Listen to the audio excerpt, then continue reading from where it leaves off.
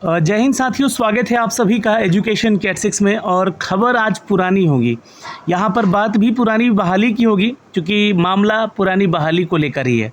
10 दिसंबर को आप लोगों का सप्लीमेंट्री रिज़ल्ट दिया जाता है और आप लोग अपना रिज़ल्ट भी चेक करते हैं यहाँ पे।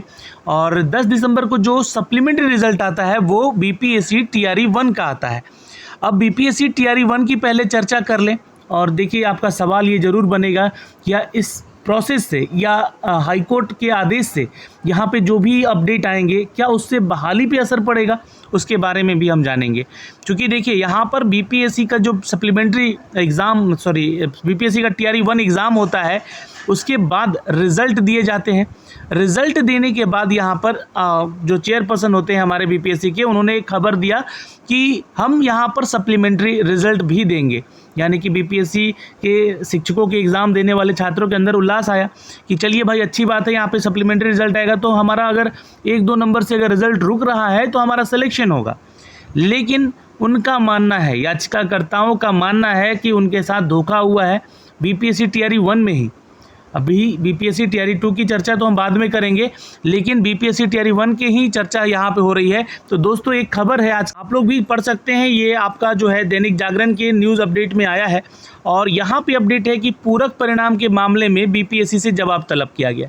अब बीपीएससी से भी जवाब तलब होगा और तत्कालीन जो आपका सरकार है उससे भी जवाब तलब होगा यहाँ पे कि पटना हाईकोर्ट ने प्रथम चरण के शिक्षक नियुक्ति के पूरक परिणाम को चुनौती देने वाली याचिका पर राज्य सरकार और बीपीएससी से जवाब तलब किया है। न्यायाधीश अंजनी कुमार शरण एकल पीठ ने धीरेन्द्र कुमार समेत सैकड़ों छात्रों की ओर से यहाँ पर दायर याचिका पर सुनवाई करते हुए 2 हफ्ते के भीतर जवाबी हल्फनामा दायर कर स्थिति स्पष्ट करने का आदेश दिया है। ये चर्चा जो है बीपीएससी टीआरई 1 की हो रही है। बहुत सारे लोग ट्विटर पे कर रहे हैं ट्वीट यहाँ पे कि बीपीएससी टीआरई 2 का हल्फनामा मांगा। नहीं, बीपीएससी टीआरई 2 का तो मैटर अभी खुला ही नहीं है। वहाँ पे तो आरोप लगाया गया आयोग पे कि बीपीएससी टीआरई 2 बोल कर नहीं दिया गया। क्योंकि अतुल प्रसाद सर ने बीपीएससी टीआरई 2 के बारे में बोला था ट्वीट करके कि हम लोग टीआरई 2 का भी सप्लीमेंट्री रिजल्ट देंगे, लेकिन सरकार यहाँ पर जो है टीआरई 2 के सप्लीमेंट्री रिजल्ट को नहीं देती है। ठीक है, खैर उसकी बात यहाँ पे अलग है। चूँकि देखिए, सरकार बदलने वाली थी, सरकार बदली भी, और यहाँ पर टीआरई 2 का सप्लीमेंट्री रिजल्ट के बदले यहाँ पे इन्होंने टीआरई 3 का नोटिफिकेशन जारी करवा दिया। तो ये तो बात अलग है, लेकिन यहाँ पर जो जवाब तलब हो रहा है बीपीएससी टीआरई 1 को लेकर किया जा रहा है। और इस मामले में सैकड़ों ऐसे याचिकाकर्ता हैं जिन्होंने जो कि अंजनी कुमार शरण के तहत जो न्यायाधीश हैं धीरेन्द्र कुमार समेत सैकड़ों छात्रों की ओर से दायर याचिका पर सुनवाई करते हुए 2 हफ्ते के भीतर जवाबी हल्फनामा दायर कर स्थिति स्पष्ट करने के आदेश दिए हैं। तो यहाँ पर जो भी अभी अपडेट आएंगे वो बीपीएससी टीआरई 1 के सप्लीमेंट्री रिजल्ट को आएंगे। मामला क्या था आप लोगों को समझना चाहिए कि कोर्ट ने बताया कि बीपीएससी के प्रथम चरण की शिक्षक भर्ती के लिए विज्ञापन संख्या 26/2023 प्रकाशित किया गया था।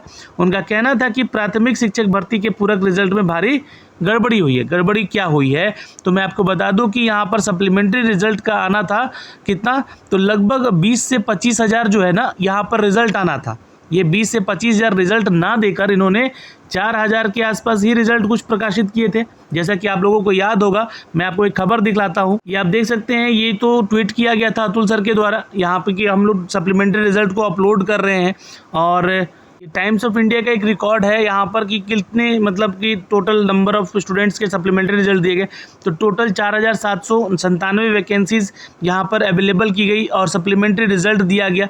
Due to the shortage of the candidate in the specific reserve category, तो टोटल शॉर्टफॉल 2024 अकड़, मतलब कि यहाँ पर 2000 के आसपास जो है 2773 कैंडिडेट का यहाँ पे रिजल्ट दिया गया, जो कि सप्लीमेंट्री का रिजल्ट दिया गया। पर यहाँ पे याचिकाकर्ताओं का कहना है कि इसमें जो सब्जेक्ट वाइज और आपका जो आप रिज़ल्ट दिए हैं सप्लीमेंट्री का 9, 10 से 11, 12 से जो सप्लीमेंट्री रिजल्ट है वो बहुत कम आए हैं।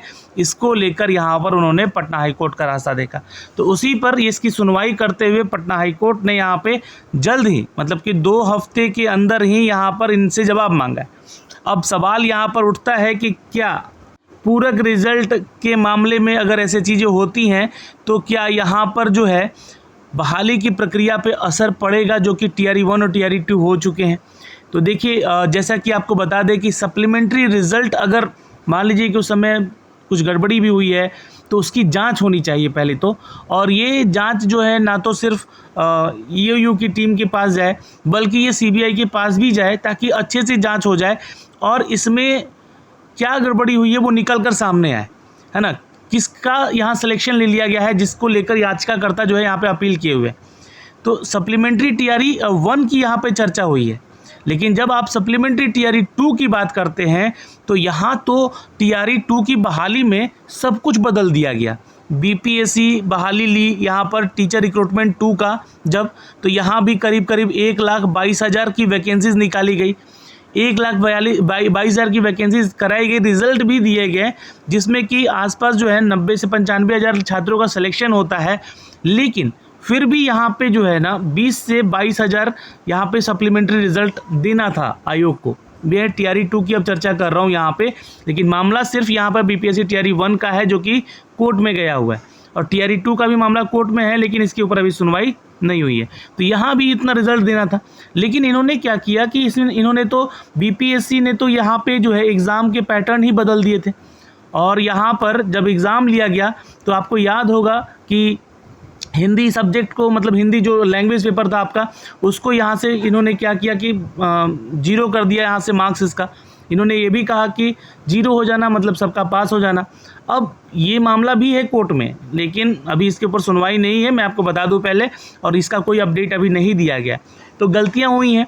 आयोग एक बहाली लेता है, यहाँ पर नियम कुछ और रहते हैं। दूसरी बहाली, ऐसा नहीं है कि बहाली साल 2 साल के बाद हो रही है, तो दूसरी बहाली तुरंत लेता है और उसमें सारे नियम बदल दिए जाते हैं, एग्ज़ाम के पैटर्न बदल जाते हैं और रिज़ल्ट का भी पैटर्न बदल दिया जाता है। रिज़ल्ट में आप लोगों का यहाँ पर सप्लीमेंट्री रिज़ल्ट का छात्र इंतज़ार करते, काफ़ी मांग भी हुई थी, हमने कई वीडियोस बनाए थे इसके लिए आप लोग के बिहाफ में कि चलो छात्रों का भला हो भाई, ज़्यादा से ज़्यादा छात्र सेलेक्ट हों। लेकिन ये सप्लीमेंट्री रिज़ल्ट नहीं दिया गया, तब तक सरकार फिर बदल गई, सरकार के ऊपर ज़्यादा प्रेशर नहीं दे पाए छात्र यहाँ पर, और मामला दूसरी सरकार के ऊपर आ गई और उन्होंने क्या किया कि जो सप्लीमेंट्री रिज़ल्ट थे उन्होंने इसको सप्लीमेंट्री एग्ज़ाम बता दिया, यानी कि टीआरई 3 आपको देना होगा। और यहाँ पर 87,000 वैकेंसीज़ के आसपास यहाँ पे वैकेंसीज़ निकाल दी गई। तो ये मामला यहाँ पर लगभग माना जा रहा है कि यहाँ पे सप्लीमेंट्री रिज़ल्ट नहीं देने के पीछे कारण है कि हम लोग सप्लीमेंट्री टीआरई 3 करवाए हैं यहाँ पे। तो ये अलग चीज़ें हैं, वो अलग चीज़ें। तो इससे हमारे बहाली पे कोई असर नहीं पड़ने जा रहा है, टीआरई 3 पे भी, ये भी ध्यान रखिएगा, और ना ही टीआरई 2 पे कोई असर पड़ेगा। मामला यहाँ पर टीआरई 1 का है। जो गड़बड़ियाँ अगर सामने आती हैं, सरकार और यहाँ पे आयोग जो है हल्फनामा पे अगर जवाब देते हैं तो इसके ऊपर क्या जवाब तलब होता है, ये देखने योग्य बात है। इससे बहाली पर कोई असर नहीं पड़ेगी। और चूँकि आपको पता ही है कि आजकल जितने भी पटना हाई कोर्ट में अगर मामले जा रहे हैं तो उसमें सरकार की ही जीत हो रही है भाई। सरकार जो चाहती है वो होता है ना। बहुत सारी चीज़ें इस पे हैं, चीज़ों को सोचना पड़ता है उनको और बताना पड़ता है।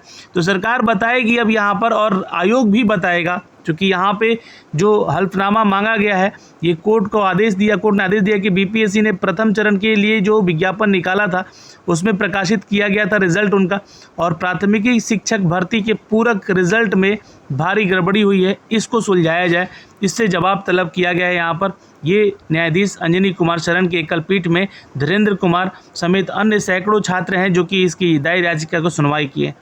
तो ये मामले हैं दोस्तों यहाँ पर जो कि अपडेट होकर आए हैं इस बहाली की प्रक्रिया को लेकर।